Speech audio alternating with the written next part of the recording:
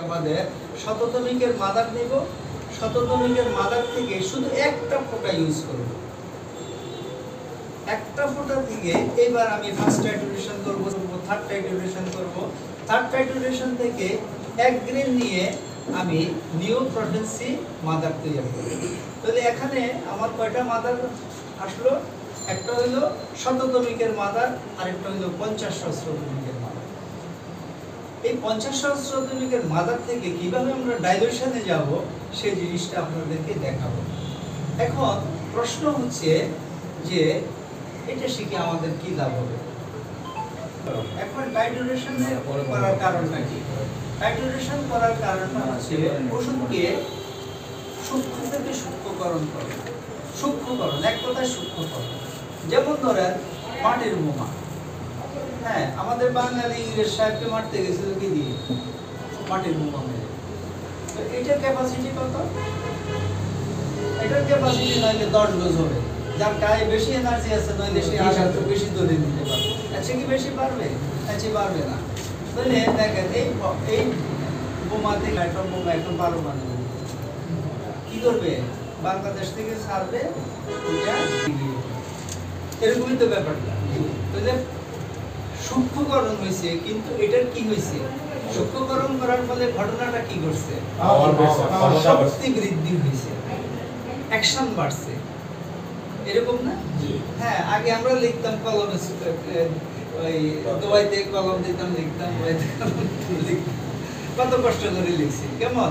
আর পরীক্ষার সময় আমারও মনে আছে, আমি ছোটবেলায় যখন পরীক্ষা দিতে যাইতাম এরকম একটা দোয়াইত নিয়ে যাইতাম, দোয়াইত নিয়ে যাই কি করতাম, সেখানেও কি করতাম, পরীক্ষার মাঝখানে কলমের ভিতরে কালি পুরাইতাম। এখন যদি কেউ এই দোয়াইত নিয়ে পরীক্ষার হলে যায়, সে বলবে যে কি আমি কি পরীক্ষা দিতে আসছি নাকি এখানে কি করতে আসছি? অথবা যারা ডিউটিতে থাকবে তারা বলবে যে গে বেটা এটা কি? হ্যাঁ, আমি বিভিন্ন ধরনের কথা বলবো। হ্যাঁ, তো পকেটে একটা কলম নিয়ে গেলে যাই হোক, এটা হলো আমাদের সিস্টেম ডেভেলপ হচ্ছে। তারপর এই শক্তি বৃদ্ধিকরণটা হয়েছে আমাদের 50। এইবার সূক্ষ্মকরণ। এবার সূক্ষ্মকরণের করার পর থেকে আমরা এবার যাব কোথায়? শক্তি বৃদ্ধিকরণ। তো শক্তি বৃদ্ধিকরণ করতে আসলে আমরা শক্তি বৃদ্ধিকরণ প্রক্রিয়াটা বিশেষ করে যারা আমরা মাঠ পর্যায়ে ডাক্তারি করি তাদের জন্য আমি মনে করি এটা প্রয়োজন। বৃদ্ধিকরণ প্রক্রিয়াটা আপনার মাথায় না থাকে, আপনি ডাক্তারিটা ঠিক মতো করতে পারবেন। হ্যাঁ, আপনি ডাক্তারি জানেন, কেস টেকিং জানেন, রোগী নিতে সব করছেন, রোগীর আদ্যপান্ত আপনি সব নিয়ে ফেলছেন, কিন্তু আপনি যখন আপনার বক্স করলেন দেখলেন যে রোগীকে এই ওষুধটা দেব চিন্তা করছি, এটা তো নাই। হ্যাঁ, অথবা এটা M2 আছে, 3 আছে, মাঝখান দিয়ে 4, 5 নেই, আবার 7, 8 আছে। এবার আপনি কি করবেন? ওই 3, 4 বাদ দিয়ে 7, 8 এ জাম্প মারবেন। রোগীকে কি বলতে পারবেন যে ভাই আমার কাছে দেখেন 7, 8 না, 4, 5 নাই, আমি 4, 5 না দিয়ে আপনাকে 7, 8 দিয়ে দিচ্ছি, আপনি কি বলবেন? কখনো বলবেন না। কিন্তু আপনার ভিতরে একটা কাজ করবে যে আমি একটু গাফিলতি করছি বা আমার নিয়মের বাইরে কাজ করছি। তো এই বিষয়টা থেকে আপনারা রেহাই পাওয়ার জন্য হলো আজকে আমাদের এই ক্লাস। আমি কি বুঝাতে পারছি? আপনারা ডেট দিয়ে রাখেন, এটা কার ভাগে করে জানি না, এটা পড়ছে রাষ্ট্রক্স। রাষ্ট্রক্স এখানে 1 থেকে 5 পর্যন্ত আছে। এই 5 পর্যন্ত ওষুধটা আপনারা, হ্যাঁ আমি কালকে ড্রপ দিচ্ছি তো এই যে একটু এখনো, আপনারা কি করবেন সময় পাইলে এটা মুখটা নিচের দিকে দিয়ে এরকম ফিটে। আমি একটু প্রশ্ন করব। হ্যাঁ বলেন। 1998 সাল থেকে আমি 50 সহস্রতম ব্যবহার করে আসতেছি, কিন্তু আমি দেখতেছি যে আপনি যেটা বলছেন এটা কয় বছর আগে বলছিলেন? 4 বছর। 4 বছর। আমার তো দেখতেছি আমি 3 বার ব্যবহার করতে পারি নাই, ওষুধ তো গলে যাচ্ছে।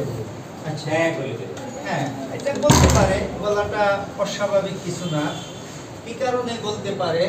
যেমন ধরেন আমরা এই যে আজকে আমরা কর্মশালা করতেছি, আপনারাও অংশগ্রহণ করতেছেন, একটা কিছু শিখে গেলেন।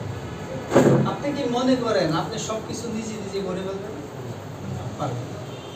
আপনাকে কি করতে হবে, শিশিটা কিনে আনতে হবে, কর্কটা কিনে আনতে হবে, পিলটা কিনে আনতে হবে, আরএসটা কিনে আনতে হবে, তারপরে মেডিসিন যে ড্রপ দিবে সেই ড্রপটা কালেক্ট, ঠিক আছে? তাহলে আমি শিশি, কর, পিল, আরএস এগুলো কি আমি বানাই না, এগুলা কার উপর, অন্যের উপর ডিপেন্ড করে। এখন সে আপনাকে কতদূর পিওর জিনিস দিল আপনি কি জানেন? জানেন। যেমন ধরেন আমি আগে একটা কোম্পানির পিল ব্যবহার করতাম, আমি এখনো আমার কাছে আছে, আমি 5 বছর 6 বছর আগে কি করছি, এগুলাকে টেস্টিং এর ঢুকাই রাখছি।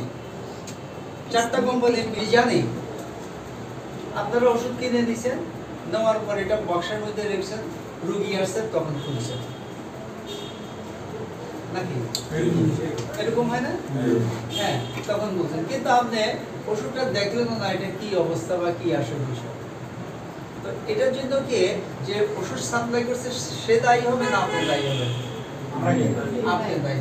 আপনার দায়িত্ব হচ্ছে আমরা ওষুধ সাপ্লাই দেওয়ার পরে বলে দিই যে আপনারা 2-4 মাস পর পর এটারে কি করবেন, এইভাবে লাগাবেন। রোগী না আসলো, বসে বসে চেম্বারে কোনো কাজ নাই, কোনো রোগী নাই, কিছু করতে পারতেছে না, বসে বসে ওষুধ লাগান।